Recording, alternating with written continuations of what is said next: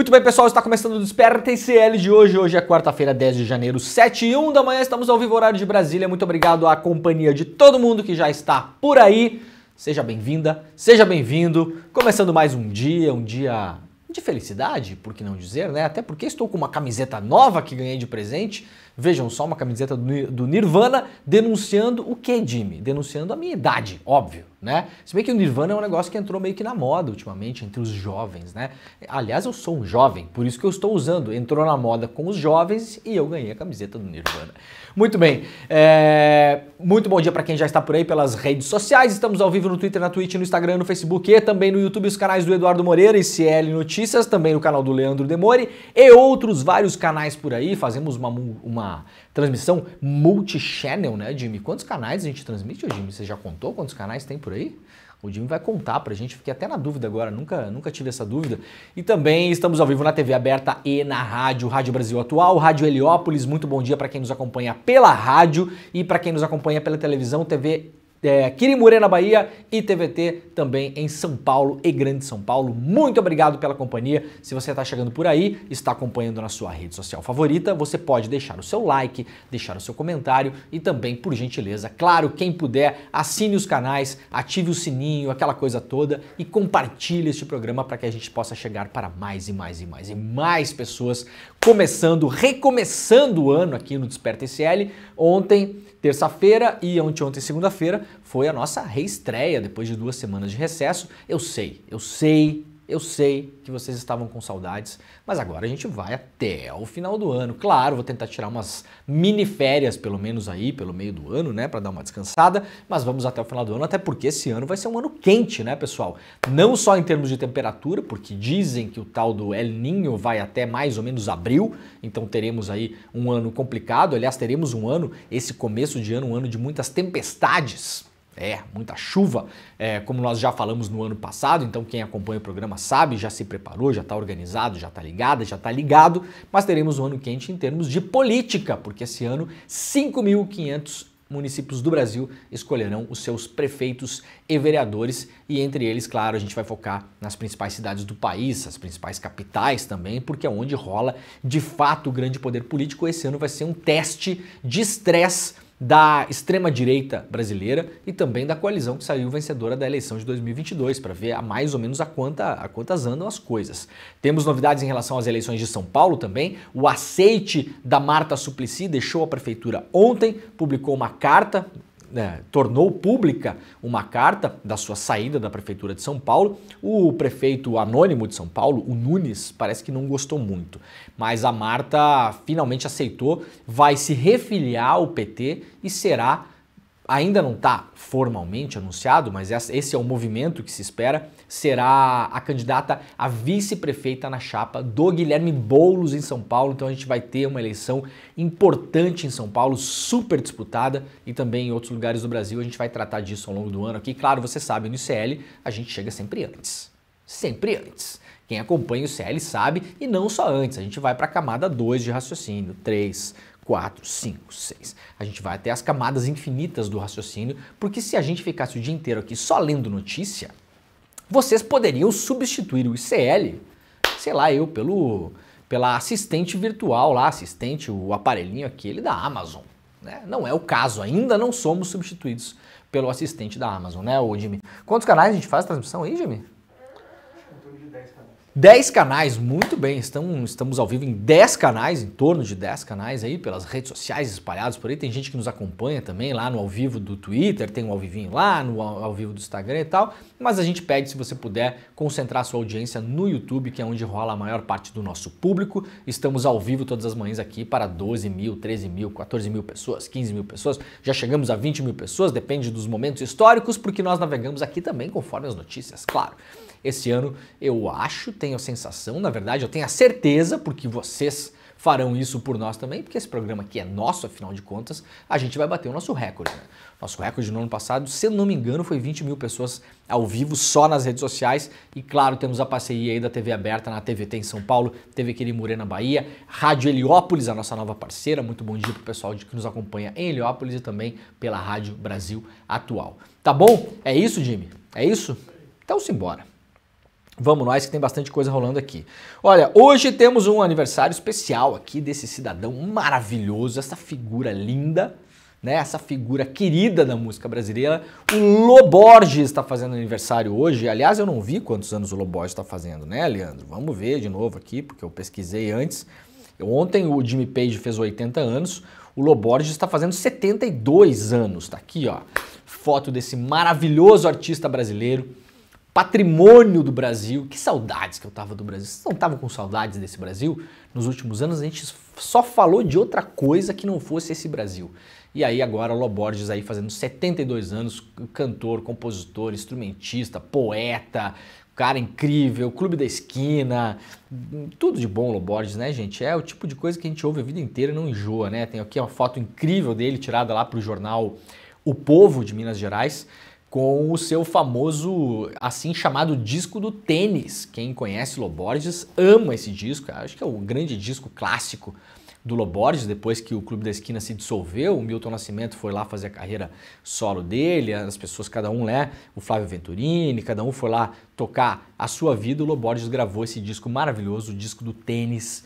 É um disco incrível, para quem não conhece, ouça, deve estar aí em todos os tocadores, posso imaginar também. E as pessoas que agora entraram de novo na moda do vinil, você encontra esse disco aqui também de modo mais ou menos fácil pelos sebos de vinil pelo Brasil. Então procure o disco do tênis do Lô Borges e celebre a música brasileira através do aniversário do Lô Borges hoje. Parabéns pro Lô Borges, 72 anos, assim como o Jimmy Page ontem, Jimmy, estava assistindo o programa. Claro, né? Podemos imaginar o que Jimmy Page estaria fazendo na Inglaterra, no fuso horário, meio-dia, almoçando e assistindo o Desperta. Assistindo ao Desperta, aliás, Lô Borges também, posso imaginar que esteja assistindo a este programa, não posso imaginar que 7 horas da manhã Lô Borges tenha nada melhor para fazer do que assistir este maravilhoso programa aqui no ICL. Então, parabéns para o incrível, maravilhoso, genial Lô Borges. Muito bem, vem chuva por aí. Quais regiões do Brasil serão as mais afetadas pelos temporais nos próximos dias? O UOL fez um compilado aí pra gente saber, porque o Brasil vai ter volumes elevados de chuva nos próximos 10 dias, segundo previsão da Metsul. A chuva deve atingir ao menos 50 milímetros na maior parte do país. Apenas alguns pontos das regiões Nordeste e Sudeste não terão muitas precipitações em janeiro. Temos um verão bastante chuvoso, isso já era esperado desde o ano passado por conta do fenômeno El Niño, e isso vai se somando também à emergência climática e as coisas vão ficando cada vez piores e piores e piores e piores. Lembrando que tivemos em 2023 o ano mais quente já registrado na história. Ai, Leandro, mas é o ano mais quente desde a época dos dinossauros? Não, porque na época dos dinossauros a gente não tinha termômetro para saber a temperatura da Terra, né? Mas os cientistas sabem, claro, já podem fazer já tem uma ideia, né, geológica que do tempo que importa para a vida dos seres humanos na Terra, este planeta maravilhoso que precisa estar em equilíbrio para a gente não morrer assado no planeta. 2023 foi o ano mais quente desde o histórico oficial das medições, que é um histórico que tem aí mais ou menos 150, 200 anos, eu não lembro exatamente, e atingimos pela primeira vez uma temperatura absurdamente alta, não comparada a nenhum outro ano. Detalhe, se vocês pegarem os recordes de temperatura anuais no planeta nos últimos 150 anos, 3 deles foram na última década. E eu lembro de ter falado sobre isso no ano passado por aqui também. 3 dos anos, eu não lembro agora se foi global ou se foi Brasil. Eu acho que até que foi Brasil esse dado. Eu vou recuperar ele para tentar trazer no programa amanhã. Mas 3 dos últimos anos mais quentes do histórico de medição foram nos últimos anos. Agora. Então a chapa tá quente, a chapa tá esquentando. Você sabe que a gente aqui, sempre que pode, que tem coisa relevante, traz notícias sobre isso. Então, quem quiser, dá uma olhada lá no UOL, porque é importante saber porque na sua região se vai ter chuva excessiva, porque eventualmente você pode se organizar. Muitas pessoas podem sair de casa, se morar em áreas de risco, podem colocar os animais, aparar os animais, né, em algum canto ali, organizar isso, cuidar dos seus bens, das suas coisas, do seu carro e tal. Pode se organizar minimamente. Pode tirar pessoas com problemas de locomoção de casa, se tiver condição. Então você imagina, você mora num lugar que eventualmente você sabe que se chover muito tem uma chance de você ficar ilhada, ilhado por 2 horas, 3, 4 horas, 5 horas. E aí, se você tem uma pessoa idosa em casa que tem problema de locomoção, se você não consegue retirar ela rapidamente, no caso de necessidade, tem uma pessoa doente em casa que depende de auxílio médico, precisa fazer uma hemodiálise, precisa estar num hospital, eventualmente, todos os dias ou naquele dia específico. Então, eu tô falando essas coisas porque a gente não concatena muito, né? Ah, tudo bem, vai chover e tal, mas assim, vamos contar com a sorte, vamos olhar para cima e rezar a Deus que não aconteça. Gente, cada vez mais é preciso estar preparada e preparado para isso. Então, por isso que eu falo, se você tem condições, eventualmente vai para casa de um parente, vai para casa de um amigo, vá para um hotel, cada um aí também sabe as condições que tem de sair de casa e principalmente algo que eu venho batendo na tecla aqui desde o ano passado. Pressione o poder público local para tomar medidas preventivas. Isso é uma coisa, e pressione o poder público local para tomar medidas para, em caso de emergência, o que se faz. É muito fácil a gente falar dos superpoderes e ficar reclamando do governo federal, que tem que reclamar mesmo, tem que ter plano para isso, tem que ter projeto, obviamente, o governo estadual também. Só que a gente está falando de 5.500 municípios, esses poderes estão muito longe das cidades. Não é verdade? Quem mora principalmente em cidades do interior, cidades pequenas, como eu nasci, me criei numa cidade muito longe de tudo, a gente sabe que o governo, no meu caso, de Santa Catarina, ficava a 750 quilômetros da minha casa. Eu não sabia nem onde era o palácio do governo, não sabia mesmo, fui descobrir depois de adulto. Nunca tinha passado na frente, não tinha a menor ideia de como funcionava. Brasília, então, nem se fala. Então pressione o poder local, o seu prefeito, os seus vereadores, os secretários. Peça audiências públicas nas câmaras de vereadores, mobilizem-se em relação a isso e em relação a outras causas também, a população precisa se organizar para isso. Agora, a emergência climática está aí. Se você mora numa cidade que tem esses riscos, junta um grupo de vizinhos, de amigos, de pessoas que você conhece, 5 pessoas é suficiente. Não precisa mais do que isso. Eventualmente você começa com 5, quando vê a coisa começa a andar e a população começa a engajar na causa. Quando vê, você está fazendo lá na Câmara Municipal uma audiência pública com 30 pessoas, 40, 50 pessoas, 100 pessoas, sabe-se lá a Deus o tamanho que esse negócio pode atingir. Pressione o poder público local para estar preparado para essas emergências climáticas, porque elas não irão desaparecer e o futuro não será melhor. Infelizmente, essa é a notícia que a gente tem. O nosso futuro imediato não é melhor em relação a isso, gente. Então, senhor prefeito, senhores vereadores, se acontecer de alagar de novo aqui, se acontecer de desabar o morro lá, de cair deslizamento, de encher o rio, o que é que nós temos aqui? Que equipamentos vocês têm? Onde vai ser montado o local de emergência? Em quantas horas a prefeitura, junto com o poder público local, os bombeiros, defesa civil, etc. e tal, consegue montar abrigo para as pessoas? Para quantas pessoas? Qual o regime de água? Como é que vai trazer água para esse local? Como é que vai armazenar comida? Quem é que vai cozinhar? Quem vai entreter as crianças? Como a gente faz eventualmente com as aulas que serão suspensas? A gente vai ter aulas temporárias? Gente, é necessário um planejamento. Então se liguem nisso e tentem pressionar o poder local. Aliás, quem conseguir juntar um grupo localmente na sua cidade e conseguir fazer a coisa andar, por gentileza, comenta com a gente nos comentários aqui, depois, né? Amanhã, depois, quando essa coisa começar a andar, porque é importante a gente olhar também quem está fazendo e conseguindo fazer. De repente tem aqui um espectador, da nossa comunidade do ICL, que tem um modelo. Daqui a pouco aparece alguém e fala aqui, daqui uma semana, fala, ó, Leandro, eu consegui aqui na minha cidade, moro em tal lugar. A gente fez assim, ó, a gente pegou um vereador lá e falou com o vereador propôs um dia para o debate e a gente organizou um comitê popular de emergência climática. E o que esse comitê vai fazer? Ah, vai fazer tal coisa, vai visitar áreas de risco, vai tentar acionar através da prefeitura o governo do estado para conseguir recursos, vai comprar um equipamento aqui, já vai deixar organizado que o ginásio de esportes do lugar tal é o local seguro, é o ponto de encontro para as pessoas correrem se acontecer alguma coisa, vai instalar sirenes na cidade nos pontos mais críticos, vai criar um grupo de zap da cidade para poder avisar o cidadão quando tiver um risco de chuva forte, por exemplo. É possível criar modelos com as ferramentas que a gente já tem. Então, se alguém aí da nossa maravilhosa comunidade do ICL conseguir colocar isso em pé na sua cidade aí, por favor, depois volta para cá, escreve aí nos comentários para a gente pegar isso, de repente a gente cria um modelo e também pode avisar as pessoas para replicar esse modelo localmente. Tá bom, gente? Vamos lá então, vamos lá que o tempo voa, né, Leandro? Vamos lá. O governo anuncia passagens de avião a R$200 para ao menos 3 milhões de aposentados e estudantes.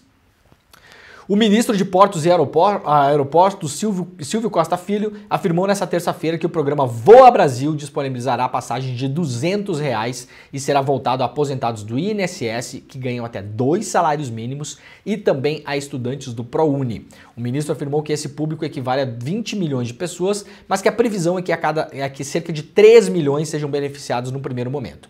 Quem voou nos últimos 12 meses, por exemplo, não poderá ter acesso ao programa. Então, se você é aposentado pelo INSS ou está no ProUni, fique de olho, porque nos próximos dias o governo promete, isso aqui é promessa, tá bom, gente? Qual o compromisso que eu tenho com isso aqui?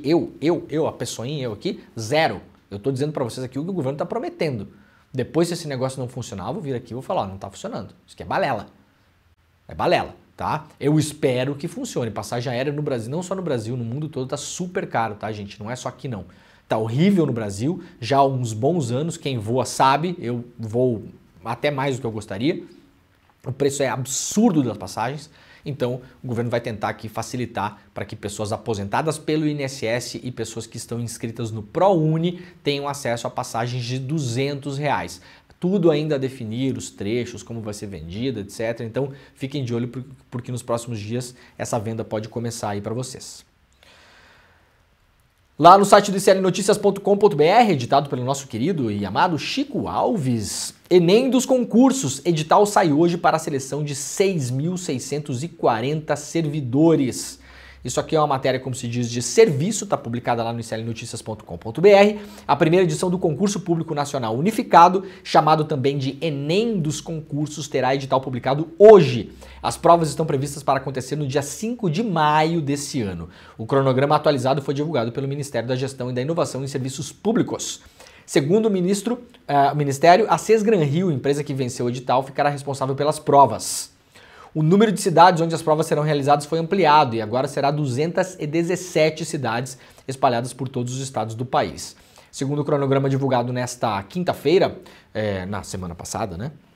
Os resultados preliminares serão divulgados no início de junho de 2024. Já o resultado final sairá no fim de julho. A previsão de convocação para a posse dos candidatos aprovados é até 5 de agosto de 2024. Então vai abrir aí vagas se você deseja fazer concurso. Agora tem um concurso unificado, então você não vai mais fazer o concurso da Polícia Federal, do Ministério Público, do INSS. Tem vários órgãos que vão se juntar nesse concurso unificado e aí, conforme a sua pontuação, você vai se encaixar naquela vaga que você quer passar ou não, né? Então dá uma olhada lá no iclnoticias.com.br que tem mais informações sobre isso.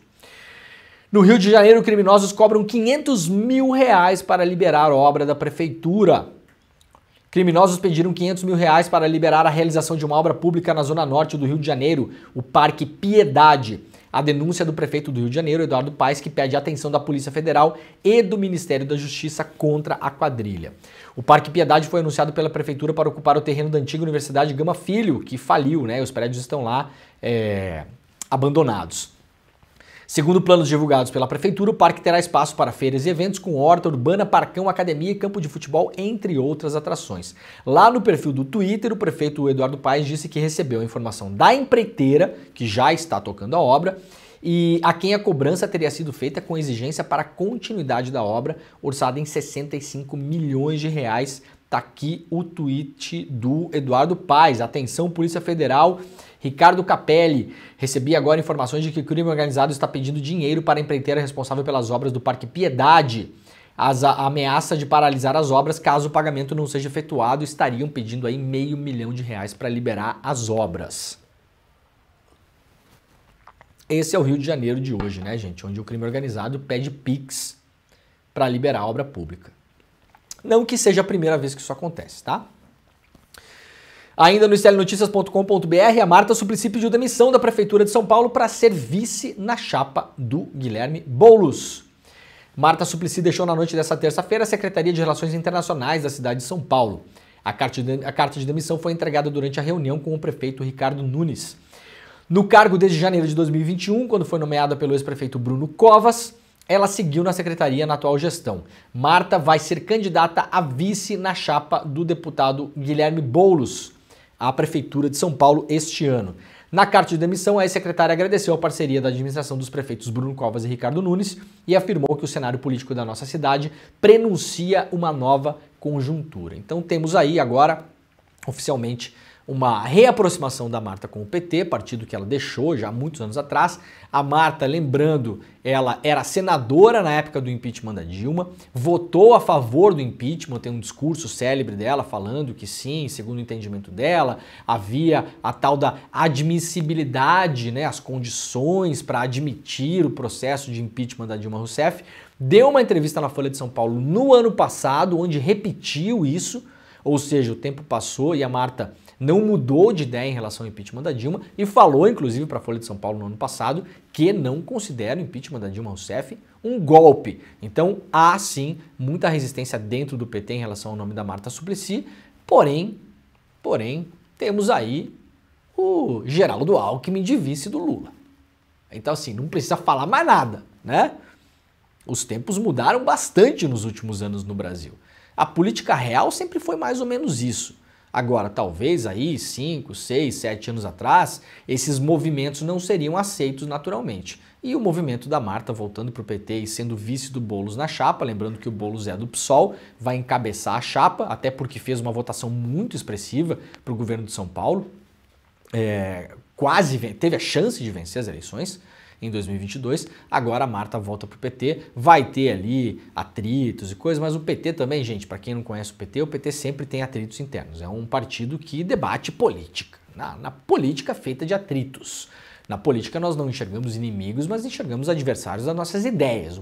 O PT é um partido como nenhum outro, onde as ideias são debatidas de fato. Há correntes, divergências, atritos, um gosta de um, outro não gosta do outro. É isso, o PT é isso desde o começo.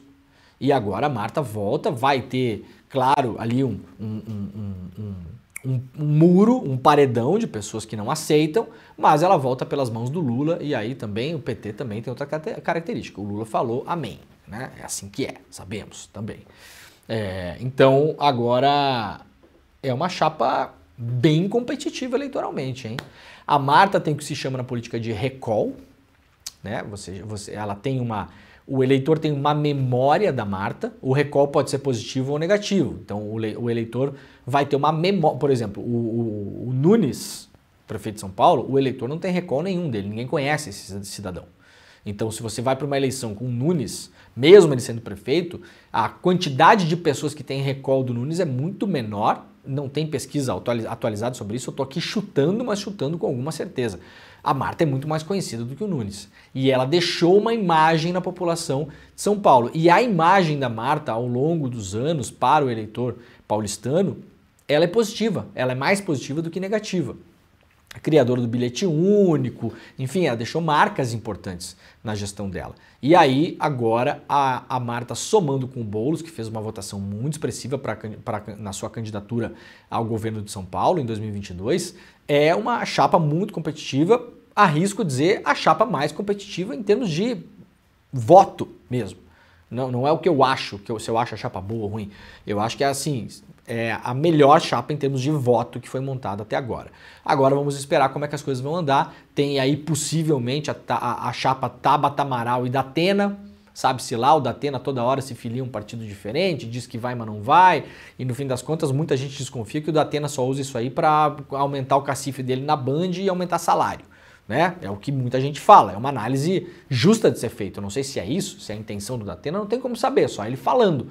Agora, é uma análise possível de você imaginar isso. Fala-se isso também do Luciano Huck, por exemplo. Né? A cada 4 anos aparece aí como tal do virtual candidato à presidência da República e no fim das contas nunca vai. Então aí vamos ver como as coisas andam, mas uma chapa Tabata Datena está no horizonte. Foi meio que pré-anunciada 2 semanas atrás, vamos ver se esse negócio vai andar ou não. Como diz aqui o Chico Sá, lá no iclnoticias.com.br, na sua coluna, com Marta Suplicy de volta ao PT, Lula carrega bilhete único de bolos em São Paulo. Em lance estratégico do presidente, a ex-prefeita abandona adversários dos petistas em São Paulo e será candidata a vice na chapa do PSOL. A análise do Chico Sá, portanto, está publicada lá no site iclnoticias.com.br.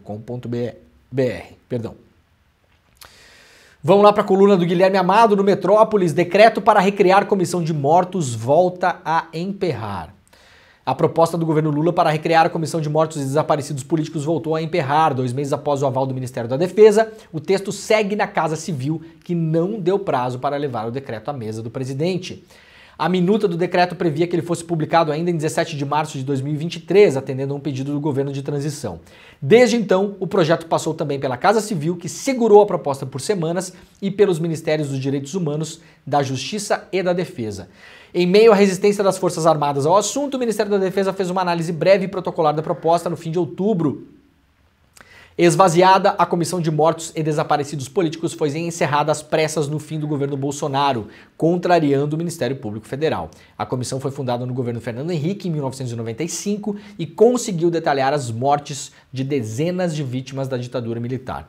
Procurada, a Casa Civil não respondeu quando liberará o decreto para ser assinado por Lula e alegou que desde novembro tem encaminhado a proposta novamente aos ministérios. Entre novembro e dezembro, o processo foi encaminhado para os ministérios setoriais algumas vezes. O projeto será encaminhado para despacho em momento oportuno. E assim passamos quase um ano e absolutamente nada em relação a isso aconteceu. Se eu falo várias vezes aqui que tem uma grande vantagem de ter um governo progressista, mesmo com a nossa coalizão, né, que eu tenho chamado de geringonça, bom, essa aqui é uma das vantagens, recriar uma comissão que foi destruída pelo Bolsonaro.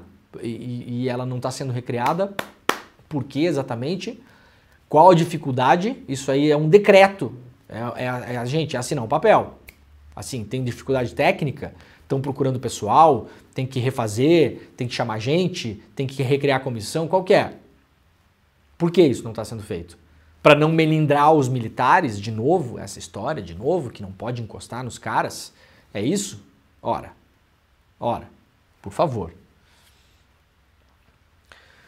Punição pelo 8 do 1 tem que ser para civil ou militar, não importa, diz o Geraldo Alckmin. O Alckmin tá quieto, né? O Alckmin não dá muitas entrevistas, aliás. O Alckmin tá usando só a internet, fazendo meme. É lá onde ele tá voando. O vice-presidente Geraldo Alckmin afirmou à Folha que havia um claro movimento golpista em 8 de janeiro, mas que a democracia saiu fortalecida no episódio. Alckmin aponta que houve atuação equivocada de membros das Forças Armadas durante o governo Jair Bolsonaro. Militares, segundo Alckmin, foram contaminados pela política. Disse o Alckmin, é inadmissível, as Forças Armadas jamais poderiam ter permitido manifestantes chegarem perto dos quartéis. Houve no governo passado uma visão equivocada, desvirtuada, induzida pela política, mas que também foi rapidamente rechaçada. Rapidamente, mais ou menos, né, o vice-presidente. O Alckmin cobra ainda a punição dos invasores e de quem financiou ou incitou os ataques. Pode ser civil, pode ser militar, servidor público, privado, não importa, disse o Alckmin em relação ao movimento golpista. O Paulo Gonet demitiu o funcionário da PGR que disseminou mensagens golpistas, coluna do Aguirre Talento lá no UOL. O Procurador-Geral da República, Paulo Gonet, demitiu um funcionário da Procuradoria-Geral da República que disseminou notícias falsas e mensagens de teor golpista contra o STF pelo WhatsApp. Esse funcionário, Antônio Rios Palhares, foi citado em relatório da Polícia Federal enviado ao STF. Funcionário comissionado, Palhares era o quadro externo do Ministério Público e havia chegado à PGR em 2020 por ser bolsonarista e aliado do antecessor de Gonet, o senhor Augusto Aras. Conhecido como Nico Palhares, ele foi um automobilista nos anos 80 e 90, tendo competido em categorias de Fórmula Ford e Fórmula 3. A exoneração foi publicada em Diário Oficial da União na semana passada. Palhares tinha cargo comissionado ligado à chefia do gabinete da PGR, mas exercia suas funções na Secretaria de Segurança Institucional. Sua remuneração era de R$ 5,2 mil. A polícia descreveu as mensagens de Palhares em relatórios produzidos na investigação das milícias digitais. Ao analisar o telefone celular do dono da Tecnisa, o senhor Meyer Nigri, a PF encontrou diversos diálogos entre os dois com teor golpista. Nigri foi alvo de busca e apreensão por sua participação em um grupo de empresários que discutia teses golpistas.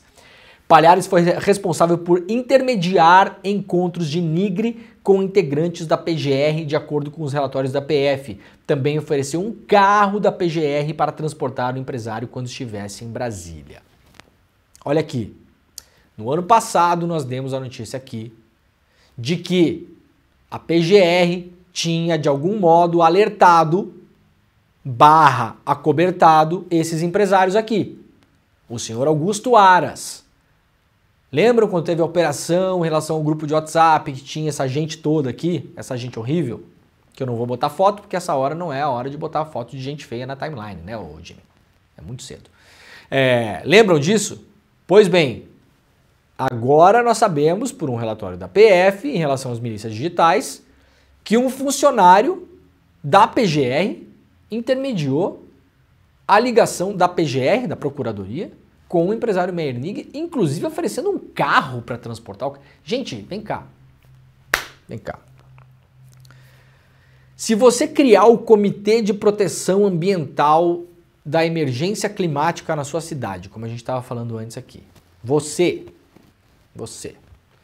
seu Armando, seu Francisco, Dona Marta, você ali na sua cidade, cidadão, tem alguma chance de você conseguir, dentro da PGR, um lobista, porque é basicamente o que esse cara estava fazendo lá dentro, que faça contatos seus com a PGR e que ofereça um carro da Procuradoria-Geral da República para que você possa ser transportado em Brasília? Qual a chance disso acontecer? É zero. Agora, o poder pode. O ricaço pode. O ricaço passa naquela fila do aeroporto que é a fila rápida, né? O ricaço, ele passa na fila rápida do aeroporto. A PGR virou um aeroporto na época do Augusto Aras. Se já tinha lá atrás a notícia de que o Aras tinha protegido esses caras, já tinham sido pré-avisados da operação, o Meyer Nigre tinha falado com o Augusto Aras, olha só, tá rolando isso aqui e tal. O Augusto Aras atendeu ele, que é um escândalo absurdo. Eu falei até na época, o Augusto Aras, nas condições normais de temperatura e pressão, lá que a gente estudou na escola, né? CNTP, né? TPE. Teria caído, Augusto Aras. Ora, o Procurador-Geral da República é advogado, tá fazendo advocacia administrativa para empresário que está sendo investigado por insuflar um golpe de Estado num país? Bom, absolutamente nada aconteceu. Agora o Paulo Gonet mandou esse cara embora, esse cara que já tinha sido citado pela PF, de modo muito objetivo na investigação, e o Augusto Aras mantinha o cara trabalhando. Absolutamente nada aconteceu com o Augusto Aras, né? Esse é outro cara que deveria ser investigado, vocês não acham? O Augusto Aras não é um cara que merecia ser investigado? O cara atuou como advogado particular do Meyer Nigre na PGR? Nada aconteceu. O cara manteve empregado um cidadão citado pela Polícia Federal como um lobista de empresário na Procuradoria-Geral da República. Um órgão que é o titular da ação penal, cuja função principal, ou uma das, é denunciar pessoas por crimes. Vocês têm a noção da loucura que é isso? E tá aí agora, pelo menos o Paulo Gonet chegou, tá fazendo uma faxina mínima na PGR. Ai, ai, é bom ser rico no Brasil, né? Olha só, gente, o Equador entrou em estado de conflito armado interno após ataques de gangues. A coisa ficou feia no Equador ontem, um pouco antes de dormir, eu recebi vários vídeos, a gente vai mostrar para vocês aqui daqui a pouco. Mas antes de mais nada, eu quero ler aqui a notícia. O presidente do Equador, o Daniel Noboa, decretou estado de conflito armado interno. Isso aqui é um estado constitucional, digamos assim, né? É como o estado de emergência, estado de sítio, aquela coisa toda que o Bolsonaro queria, né? Agora, de fato, o Equador entrou em um estado chamado conflito armado interno no país contra grupos criminosos, segundo a análise do João Paulo Charlot, que é um jornalista experiente, muito experiente em conflitos armados, em causas de guerra, em leis de guerra, em leis de conflito. Isso quer dizer que o país está em guerra. Segundo a análise de João Paulo Charlot, o Equador, neste momento, ao instaurar um estado de conflito armado interno, está em guerra Uma guerra não contra um inimigo externo, mas uma guerra interna contra grupos criminosos. Ontem, a segurança do país vem deteriorando já há um bom tempo, e aí no decreto o Noboa determinou que as Forças Armadas realizam operações militares para o que ele chama de neutralizar esses grupos criminosos. O documento foi assinado hoje e mira 22 grupos criminosos no país no âmbito transnacional chamados de terroristas pelo documento. O país está sob estado de exceção após a fuga da prisão do criminoso mais perigoso, mais procurado do país, o José Adolfo Macias Villamar. A medida possibilita a Noboa mobilizar por 60 dias os militares nas ruas e a entrada dos mesmos em penitenciárias, bem como suspender direitos civis. Então é um estado de guerra mesmo, direito civil, direito à manifestação, direito à reunião, né, a liberdade de expressão, tudo, direitos civis podem ser suspensos à medida em que isso acontece. A gente está mostrando imagens agora aqui, para quem está acompanhando o programa. Essas imagens que vocês estão vendo na tela aqui, elas são de um desses grupos armados, desses grupos que agora o presidente do Equador está chamando de terroristas. Eles invadiram ontem a transmissão ao vivo, a transmissão de uma rede de TV pública lá no Equador. Fizeram os apresentadores, os câmeras, os técnicos que estavam na apresentação ao vivo de reféns. Foram momentos de tensão absurda, vocês estão vendo, eles estão entrando fortemente armados, alguns deles estavam exibindo o que pareciam ser aquelas famosas bananas de dinamite, inclusive um deles, enquanto a televisão está transmitindo isso ao vivo, ele coloca um apresentador na frente da câmera e coloca uma dinamite no bolso do apresentador. Foram momentos de tensão, de terror, por assim dizer, os apresentadores pediam, por favor, que eles não atirassem. O exército chegou, a gente está vendo as imagens aí também agora, o exército chegou rapidamente lá na sede da TV estatal. Vocês vejam aí um tanque militar de fato, né? Então estamos falando de fato em uma situação de guerra no Equador, é uma situação de guerra que a América Latina não vive há bastante tempo, é um momento de tensão importante, e aí os militares e as forças de ordem lá do Equador entraram no estúdio de televisão, ficaram ali por algumas horas negociando com os sequestradores e conseguiram, no final das contas, sem dar nenhum tiro, sem nenhuma morte, sem nenhum ferido, render os sequestradores. Nós temos, eu acho, né, Jimmy, temos o vídeo. A gente vai mostrar para vocês o vídeo agora em tela cheia aqui, eu vou sair um pouquinho para a gente ver o momento da rendição em que a polícia e o exército entram na rede de TV e conseguem libertar os reféns. Vamos dar uma olhada aí. No vamos a disparar, yo te garantizo, ya pon el arma ahí, tranquilo. Ponte el arma. Ponte acá, pon la mano a la nuca, hombre, ven acá. Y otro también, ven acá, pon las armas ahí donde yo vea. Las armas donde yo vea. Las armas donde yo vea. Las armas donde yo vea. Ya ven acá adelante, tranquilo, quietos. Quieto, yo te garantizo. Quieto, quieto.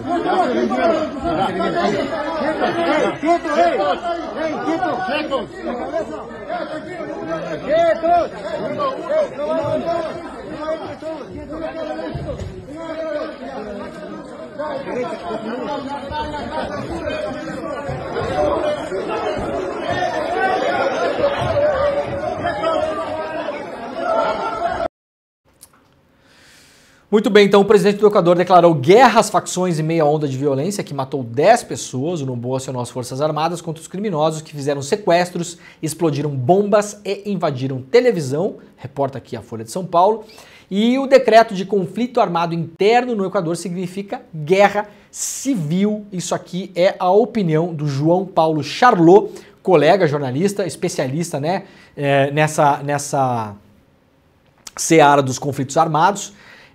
Autor de Ser Estrangeiro, Migração, Asilo e Refúgio ao longo da história, trabalhou no Comitê Internacional da Cruz Vermelha, então é um cara que conhece muito bem, ao contrário da imensa maioria de nós que não conhecemos essa área, porque ela é uma área também que demanda uma literatura, não é só o que eu acho, o que você acha, né, gente? Até para cortar grama tem que saber o que tá fazendo, né? Imagina para comentar conflito em outros países que você nunca pisou, não mora, não fala nem a língua. Então vamos lá evitar falar bobagem, vamos aqui falar com quem entende. O Charlot é um cara que, claro, é a opinião dele, há pessoas que vão ter opiniões diferentes, mas o Charlot é um cara que realmente sabe do que está falando e, segundo ele, o decreto é uma declaração de guerra civil.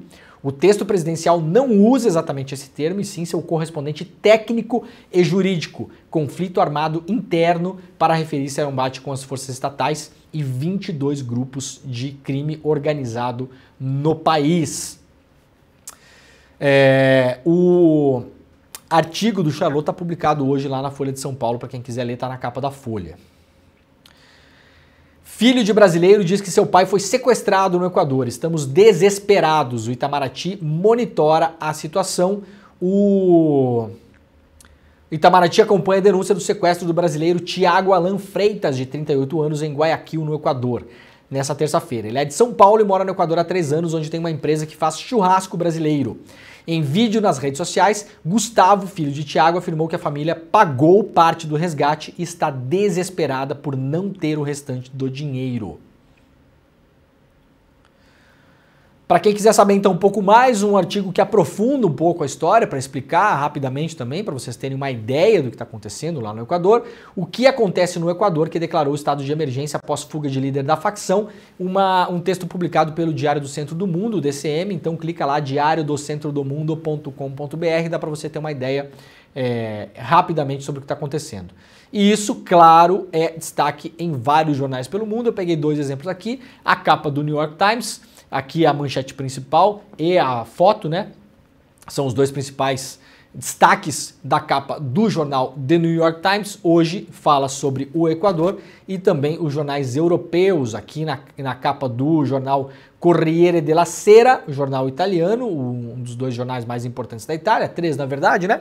São o La Repubblica, o Corriere della Sera e o La Stampa, cada um editado em uma cidade do país. O La Repubblica é editado em Roma, o Corriere della Sera é editado em Milano e o La Stampa editado em Torino. São os 3 principais jornais italianos. E aqui, Guerra dei Narcos, Equador nel caos, rivorte, saccheggio e uomini armati in diretta em TV. Claro, estão colocando aqui, dando luz para a invasão do canal de televisão, mas também falando sobre revoltas, saques, né, saccheggi, e homens armados em direta ao vivo na televisão.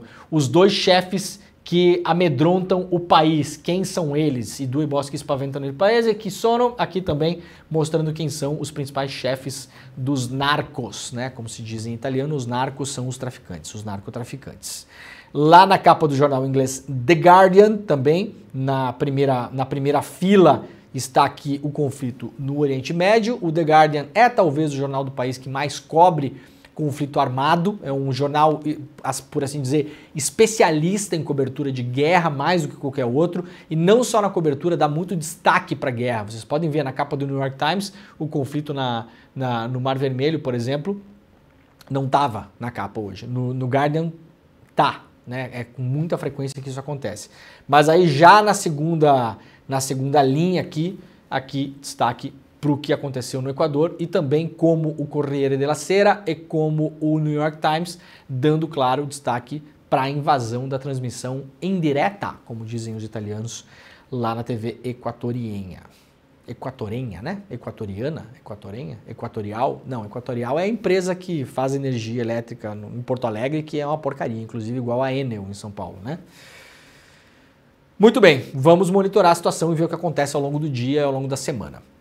Alimentos sobem 1,9% em 2023, menor taxa em 6 anos, ou seja, a inflação aparentemente está controlada. Saiu a prévia da inflação, não saiu a inflação oficial ainda de 2023. Quando sair, a gente traz os números aqui para a gente debater no programa também.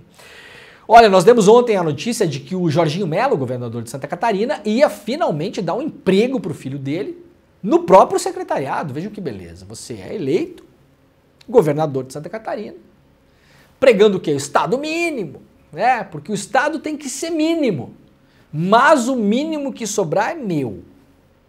É mínimo para vocês. Aqui, ó, seus bandos de otário, né? É isso que passa pela cabeça dos caras. O Estado mínimo é para vocês, mas o mínimo que sobrar é meu. O Jorginho Mello ia colocar o filho no próprio secretariado. Tinha sido proibido pela justiça, depois a decisão caiu, era uma decisão liminar, foi autorizado. Ontem nós demos a notícia aqui, filho do Jorginho Mello é advogado, tem uma grande meritocracia de ser justamente o filho do Jorginho Mello, é a meritocracia dele na vida. Trabalha em órgãos públicos como nomeado já há uns bons 10 anos. Então, para o filho do Jorginho Melo, não vale a máxima de que você tem que ir para o mercado, concorrer com a concorrência, disputar preço, fazer o seu neoliberalismo. Não, para o filho do Jorginho Melo, não. O filho do Jorginho Melo a gente vai proteger aqui. Sempre que a gente puder, a gente dá um carguinho para ele. Tá bom? Não sou absolutamente nada contra pessoas que trabalham na administração pública. Obviamente não. Não vai ser de mim que vocês ouvirão uma demonização do setor público. Para além de tudo, eu não sou maluco. Agora, o meu discurso é esse. O discurso do Jorginho Melo não é esse. O discurso do Jorginho Melo é outro. É o pessoalzinho aí do neoliberalismo. É o cara que viaja para a posse do Milei. É o cara que está apoiando esse tipo de ideia. Mas quando sobra uma reba, é o filho que ganha o emprego. Agora, aparentemente, pelo que reporta aqui a revista Fórum, Felipe Melo, filho do Jorginho, né, do governador, desiste da Casa Civil. Meu defeito é ser filho.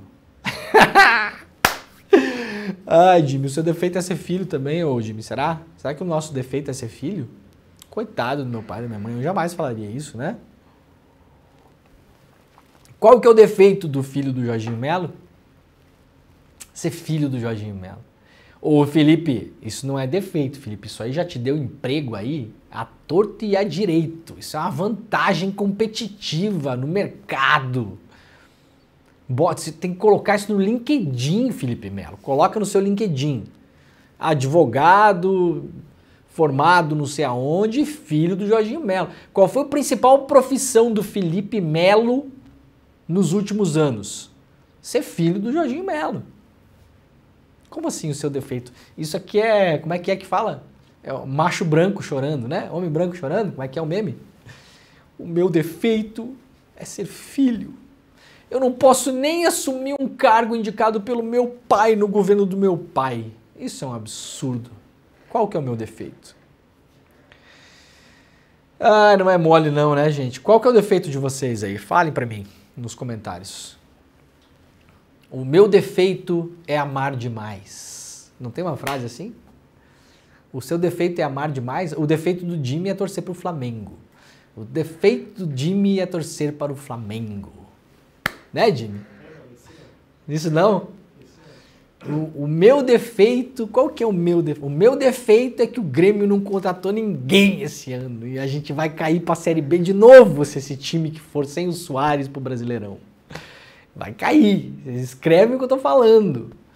Metade dos gols do ano passado foi ou do Soares ou passe dele. O homem saiu, o Grêmio não contratou ninguém. Meu defeito é estar com medo da Série B. Né, Jimmy? O Jimmy não tem medo porque o Flamengo ganha um monte de dinheiro e é o time da Globo também, Jimmy. Vocês é o time da Globo. Você, Eduardo Moreira, tá? Vocês nem falem comigo de futebol. O time da Globo não fala comigo. O time da Globo aqui não tem espaço aqui nesse programa. Qual que é o defeito das pessoas aí, Jimmy? Lê pra mim. Qual que é o principal defeito da nossa comunidade? Meu defeito é não ser herdeiro. Meu defeito é não ser herdeiro. Esse é um bom defeito, né? Não tem a meritocracia de ser herdeiro. O que mais, Jimmy? Mais um defeito pra gente ver aí. Meu defeito é não ser filho do Jorginho. O meu defeito é não ser filho do Jorginho Melo. Ai, cara, essa gente é muito cara de pau, né? É impressionante, bicho. Olha, é um negócio inacreditável. Mais um defeito, Jimmy, pra gente terminar. O meu defeito é ser botafoguense. Esse no ano passado foi um defeito mesmo. Esse foi. Então temos 3 aqui. O meu defeito é não ser herdeiro.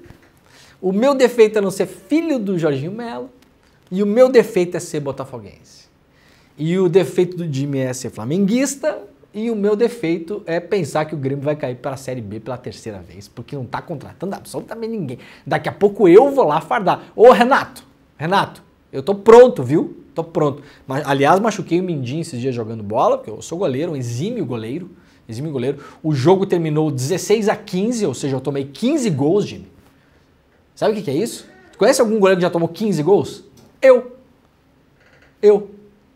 Renato, se o Adriel falhar aí, não tiver em condição, se o Grando não tiver, chama papai. Porque a lógica do Renato é o seguinte, Jimmy. Tem que fazer mais gol do que toma. Essa é a lógica do Renato. Foi ele que falou já isso, aliás. Então, se o Grêmio, todos os jogos, fizer 16 gols e eu tomar 15, no ano que vem, a gente é campeão da Libertadores, do Brasileiro, da Copa do Brasil, Gauchão. Ganha tudo. Ganha tudo. Supercopa, Mundial, sobra nada, tá? Só me chamar. Tá bom, Renato? Tô por aí. Muito bem. Ó, esse vídeo circulou pela internet, vocês devem ter visto isso. A gente mostrou ele, inclusive, ontem lá no ICL Notícias, segunda edição. Isso aqui é uma manifestação em Roma. Uma manifestação que acontece com alguma frequência já há alguns bons anos. Manifestantes fascistas. Isso aqui é fascista, tá, gente? Vocês estão vendo aqui, eles estão fazendo o que se chama de saluto romano, né? O popular levantar a mãozinha do Hitler, que é o que estão fazendo aqui, ó.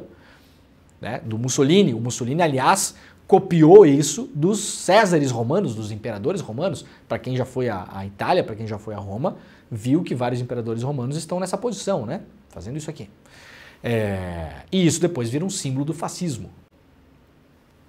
Isso aqui acontece numa rua específica em Roma, onde essas pessoas vão celebrar a memória de 3 militantes neofascistas que foram assassinados por antifascistas na Itália nos anos 70. E chamou a atenção do mundo todo, né? Claro, isso aqui, obviamente, não poderia ser diferente. E a premier italiana, Giorgia Meloni, calou-se em relação a isso aqui, não falou nada demais, né? Porque a Giorgia Meloni tem que jogar o mesmo jogo que o Bolsonaro joga no Brasil. O Bolsonaro não pode se manifestar contra nazistas no Brasil. Ora, por que não? Ora, porque nazistas votam no Bolsonaro. E pessoas que não se declaram nazistas, mas que simpatizam com algumas ideias nazistas, mesmo que não conscientemente, não tenham estudado o nazismo, mas acham que realmente há raças superiores e raças inferiores, por exemplo, votam no Bolsonaro também.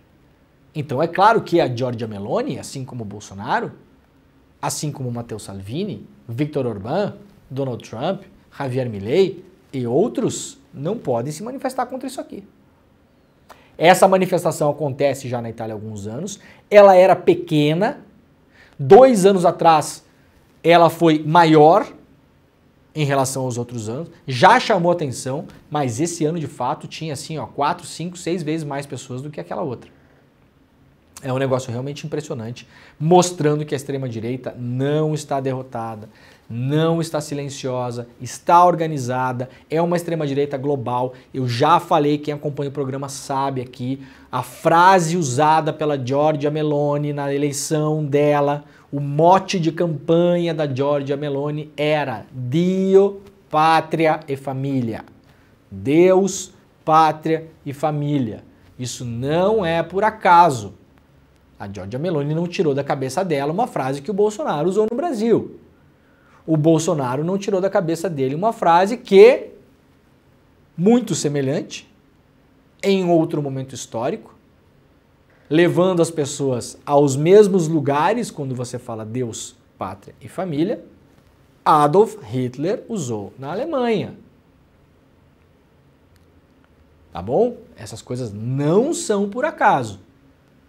Há, obviamente, uma concatenação da extrema-direita global. Ela está unida. Significa que decidem coisas a toda hora juntos? Não. Há uma união em termos de comunicação. Há um programa de comunicação, de simplificação da comunicação, de fazer política pela atenção permanente e de radicalização do discurso, radicalização nesse sentido entendido como uma coisa ruim, porque enxerga o outro como inimigo e não como adversário de ideias, e se coloca como a única opção possível para salvar o mundo aí de um bolo de problemas que junta aí desde a pedofilia, o crime e não sei o que, essas bobajadas que a gente sabe tudo. Incutido na ideia Dio, Pátria e Família, que foi o que a Giorgia Meloni usou. A Meloni não pode se manifestar em relação a isso aqui, não pode e não vai. Não pode e não vai. A Giorgia Meloni, que aliás militou na juventude em um dos movimentos pós-fascistas. Ela, Gianfranco Fini, que foi ministro do Berlusconi durante anos. Se eu não me engano, o Fini está no governo da Meloni agora até, se eu não me engano. movimentos pós-fascistas. A Constituição italiana não permite a recriação do partido fascista. A Constituição italiana de 1948, do pós-guerra, ela veda claramente a recriação do partido fascista. Mas ela não impede que movimentos pós-fascistas, neofascistas, surjam na Itália, como surgiram. As guardas armadas da juventude, etc. e tal, são vários grupos, né? Vários deles eurocéticos, porque aquela coisa do nacionalismo, pátria, né? O Dio, pátria e família, o pátria. Então são eurocéticos, querem que a Itália saia da zona do euro, querem que volte a usar a lira em vez do euro. Se a Itália fizer isso, em um ano tá falida, né, gente? A Itália tá falida já há um bom tempo, mas enfim. Então, assim que a coisa anda lá, na Itália. Muito bem, rapidamente aqui lá do Brasil 247, o Lula comunicou a ministros do STF que já escolheu o Lewandowski. A gente já antecipou isso aqui no ano passado, né? Nós já falamos, o Lula já escolheu o Lewandowski, falamos isso aqui no mês passado, basta o Lewandowski dizer que sim. Agora as negociações estão andando aí para ver se o Lewandowski vai aceitar. O grande empecilho, por enquanto, que está sendo negociado, o anúncio deve ser feito essa semana. Caso algo extraordinário aconteça, pode ser que não, mas por enquanto é sim Lewandowski será um novo ministro da Justiça e da Segurança Pública. Não foi anunciado ainda, mas eu estou falando para vocês aqui. Será o Lewandowski. Só não será se acontecer alguma coisa muito extraordinária. O que está sendo decidido agora é o que fazer com os cargos que ficam abaixo do ministro. Por exemplo, o Ricardo Capelli, que é o secretário de Segurança Pública. Que é ligado ao PSB, filiado ao PSB, então há uma dúvida aí o que fazer com essas pessoas que foram levadas para o ministério pelo Flávio Dino. O Lula gostaria muito que eles fossem mantidos, tem uma dívida aí, uma gratidão com o Capelli, por exemplo, porque assumiu a bronca lá do 8 de janeiro do ano passado, assumiu a segurança pública do DF, mandou muito bem, inclusive o Capelli, né? Fez um excelente trabalho. Mas, eventualmente, o Lewandowski, como um novo ministro, como toda pessoa que chega num cargo de poder, de liderança, de comando, vai querer escolher a sua equipe. Então, definindo isso, o anúncio deve ser feito ainda essa semana, é a expectativa. Lewandowski, o novo ministro do governo Lula. Acabou, Jimmy? Muito bem. Está começando o ICL Notícias, primeira edição. Nós voltamos amanhã às 7 horas da manhã, ao vivo, horário de Brasília. Este foi o Desperta ICL de hoje, quarta-feira, 10 de janeiro, 7h58 da manhã. Muito obrigado, compartilhe esse programa, ativa o sininho, assina o canal e faz todas essas coisas que tem que fazer na internet aí, tá bom, gente? É isso. Tchau, até amanhã.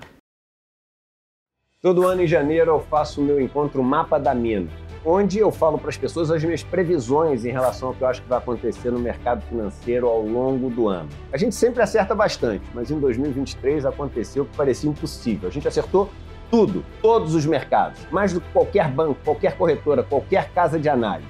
Nos juros, por exemplo, eu falei que os títulos públicos de médio e longo prazo eles teriam um começo de ano onde as taxas não cairiam, se manteriam em níveis altos. Mas ao longo do ano essas taxas cairiam bastante. Quer ouvir o que eu falei? Vamos lá, puxa o vídeo aí. Devem manter as taxas médias e longas da curva em níveis altos no curto prazo. Ao longo do ano, podemos ver uma queda considerável dos patamares de juros precificados na parte média e longa da curva. Agora, quer ver o que aconteceu? Olha aqui, no começo do ano, as taxas se mantendo no nível alto e ao longo do ano, as taxas caindo bastante para níveis bem mais baixos, exatamente como eu previ. Já viu que você não pode perder o Mapa da Mina de 2024, que vai acontecer dia 28 de janeiro, um domingo, às 8 horas da noite, no horário de Brasília. Para você participar é super simples. Só clicar no link aqui em cima ou aqui embaixo e gratuitamente e rapidamente participar. Se inscreve agora, a gente se encontra lá.